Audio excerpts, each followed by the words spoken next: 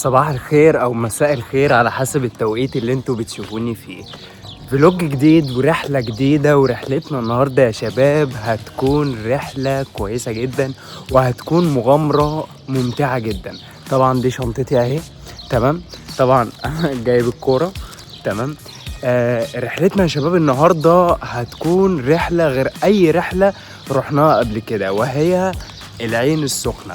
طبعا احنا عارفين كلنا ان العين السخنة دي يوم صد رد وبنرجع على طول. فانا وزمايلي معايا في الشغل هنروح العين السخنة وهنعمل احلى ديوز وهنشوف التجربة كاملة. تابعوا معايا الفيديو للاخر، وما تنسوش يا شباب اللايك والاشتراك في القناة وتفعيل زر الجرس عشان يوصل لكم كل ما هو جديد مع جولات التركي.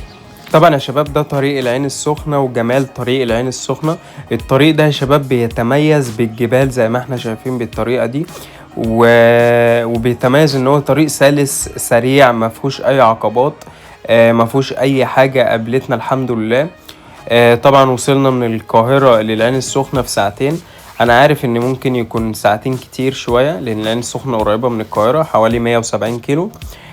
بس احنا عشان قعدنا نتدلع في الطريق ونقف شوية ونروح ونيجي ونشتري حاجات والكلام ده. طبعا مية العين السخنة هي مش هقول ان هي احسن حاجة، تمام، لان انا متعود على البحر الابيض. انا بحب مية البحر الابيض احسن، مطروح والساحل والحتت دي. بس العين السخنة العقبة الوحيدة في المية انها هتلاقيها مالحة شوية. طبعا دي المراكب. طبعا انا سألت لكم على المراكب يا شباب بتتأجر من الساعة 10 الصبح للساعة 6 المغرب ب2500 في اليوم.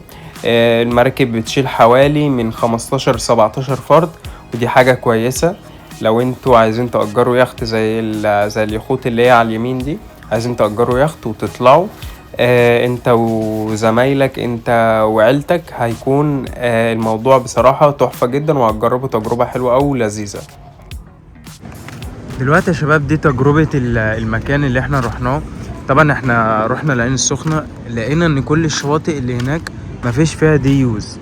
طبعا الشاطئ ده الشاطئ الوحيد اللي لقينا فيه يعني ديوز. هكتب لكم اسم الشاطئ، تمام. الشاطئ ده في طريق السويس. طبعا ده شكل البسين اهو بالمنظر ده، تمام. طبعا في كمية غراب كتير هنا اهو، تمام.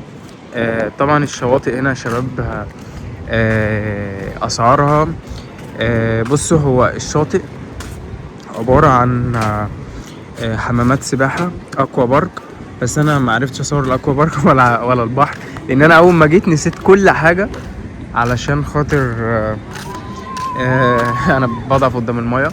طبعا ده شكل المكان يا شباب اهو بالشكل ده، تمام اهو. طبعا ده انا اهو بعد طبعا ما اسمريت بعد ما طلع عيني، تمام. ده شكل المكان. المكان حلو قوي، المية هنا حلوة قوي قوي قوي يعني.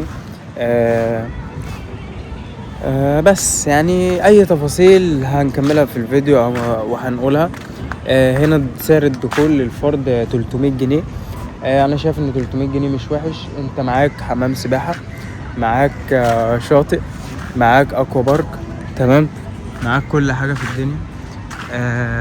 فانا بصراحة كده يعني شايف ان انا استمتعت جدا. بس هو كان في عيب عشان برضه اقول اللي عليا واللي ليا عشان لما حد يجي ما يتفاجئش باي حاجة. كان في عيب، العيب بقى اللي انا شفته ان ان الشاطئ كان ما كانش رملي، كان زلطي، وده بصراحة حاجة ضايقتني جدا جدا جدا. بس عادي مش بطال، كان كويس. تابعوا معايا.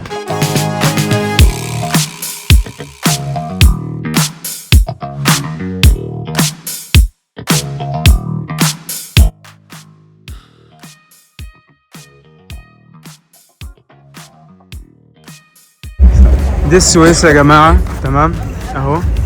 ده شكل السويس اهو المنظر ده.